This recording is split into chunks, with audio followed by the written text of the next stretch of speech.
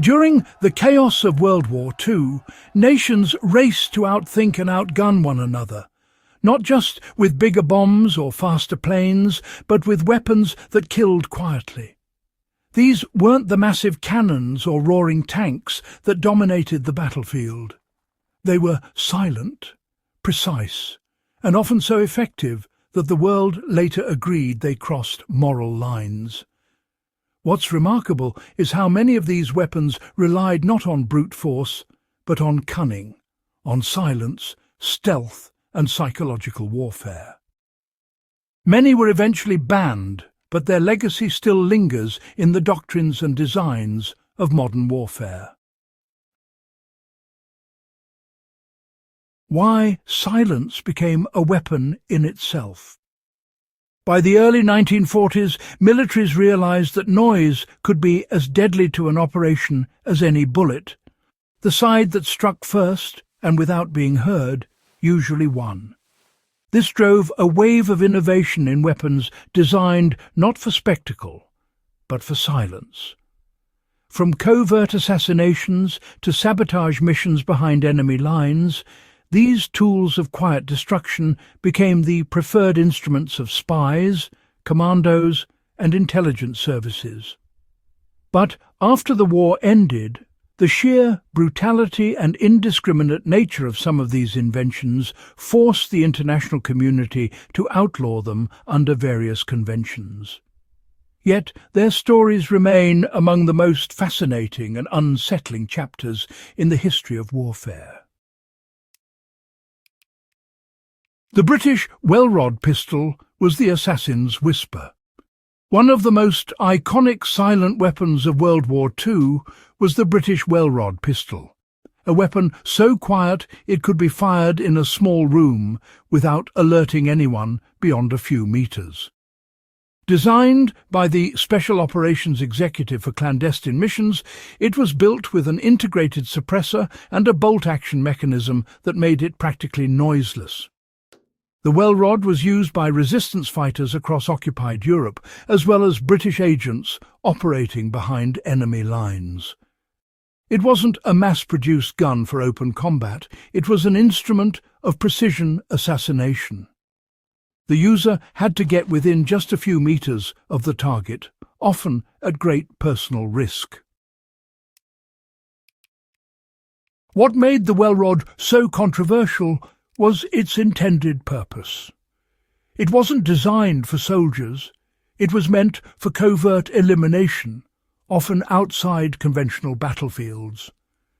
After the war, many intelligence agencies kept them in secret use for decades, but their association with assassination missions eventually led to restrictions and bans on such suppressed weapons for combat use. The Japanese Type 89, often called the knee mortar, earned quite the deadly reputation. Now, it wasn't silent in the conventional sense, but the Type 89 grenade discharger, infamously known as the knee mortar, secured its place on this list due to its use in stealth operations. It was light, portable, and could launch high explosive rounds without the booming report of traditional artillery. Japanese soldiers could fire it from concealed jungle positions, often without revealing their location. Allied troops, understandably, came to fear its quiet, unpredictable attacks. There was a misconception, you see, that it could be fired from the knee, which it absolutely couldn't. This only added to its mystery. Its silent launch and devastating accuracy made it a psychological weapon as much as a physical one. After the Second World War, restrictions were placed on similar light grenade dischargers due to their misuse in civilian uprisings and irregular warfare. The German butterfly bomb turned silence into terror. The German SD-2 butterfly bomb was one of the most sinister munitions of the war.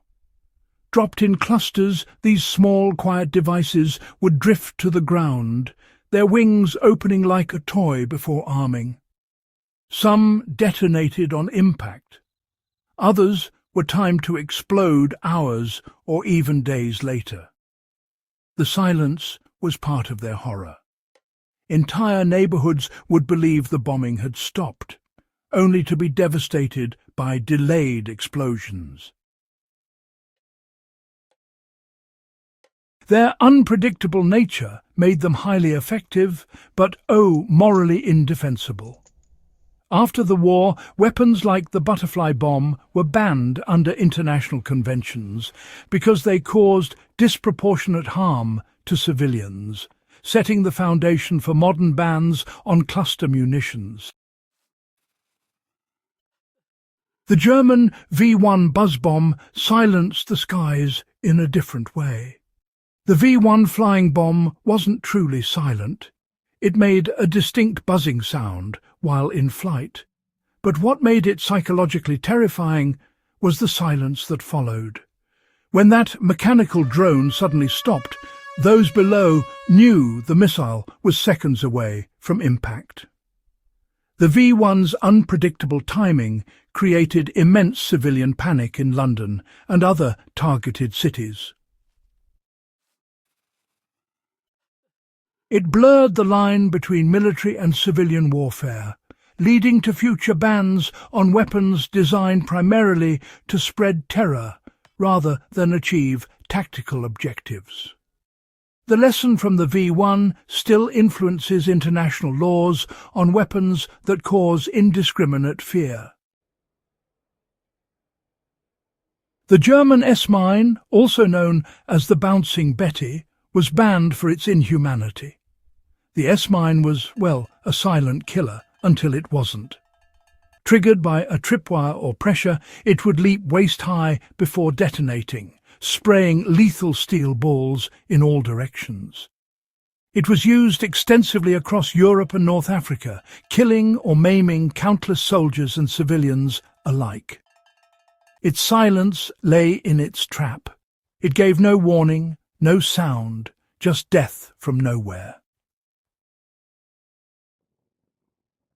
After the Second World War, its cruel efficiency led to the 1997 Ottawa Treaty banning anti-personnel mines. Yet its design still haunts conflict zones, reminding us that silence on the battlefield can sometimes be the most horrifying sound of all. The Soviet PMS chemical agents were silent death itself. During the Second World War, the Soviet Union conducted secret experiments with silent, odorless chemical agents, substances that could kill without a sound, without a trace, and often without immediate detection. Though they saw limited use during the war, their later refinement led to the Cold War's banned nerve agents. These weapons, turned the concept of silence into something truly chilling. Death without warning, sight or smell. Their moral implications led to international bans on chemical and biological warfare under the Geneva Protocol, and later on, the Chemical Weapons Convention. The United States Office of Strategic Services, which was the precursor to the CIA, created sabotage tools disguised as harmless items. One of the most clever and honestly deadly was explosive coal, made to look just like a lump of fuel but packed with high explosives.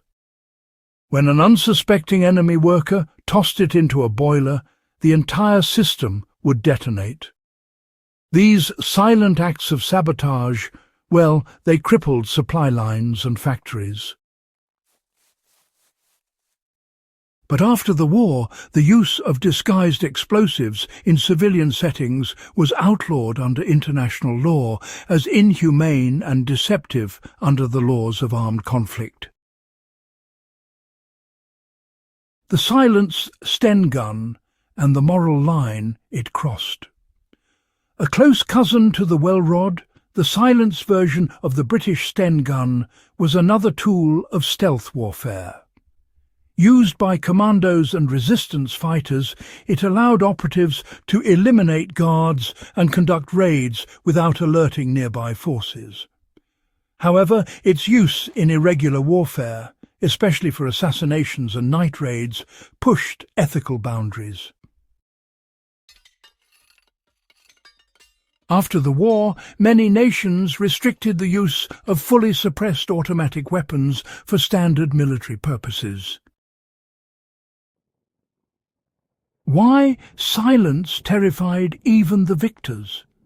The legacy of these silent weapons lies not only in their innovation, but in their consequences. They proved that technology could make killing more efficient, but also more detached, more psychological, and sometimes more cruel. The bans that followed were not acts of weakness, but of hard-earned wisdom. Silence had proven to be too powerful, too easily misused, and too tempting in the wrong hands. For modern historians and survival enthusiasts, these inventions remain both a technical marvel and a moral warning. They show how ingenuity and ethics can clash when war pushes humanity to its limits. If you found this exploration of World War II's forbidden weapons insightful, make sure to subscribe to Echoes of Valor. Share this with fellow history buffs who crave the stories that shape the rules of modern warfare. Because understanding the weapons we chose to ban tells us more about our civilization than the ones we chose to use.